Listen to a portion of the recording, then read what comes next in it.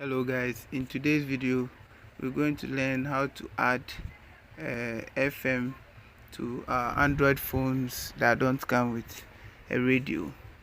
This is an offline radio that you can use anywhere on any Android phone.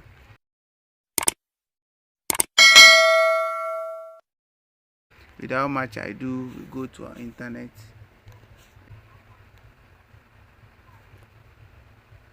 Nest radio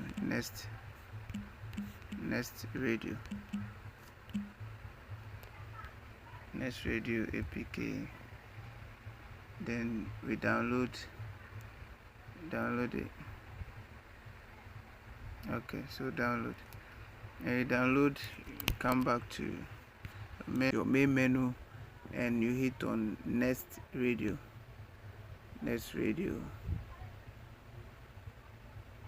Okay, so basic tuner.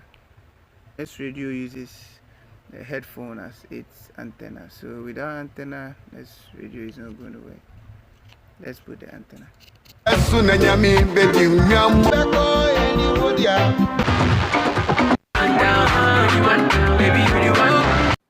Okay friends, that is it.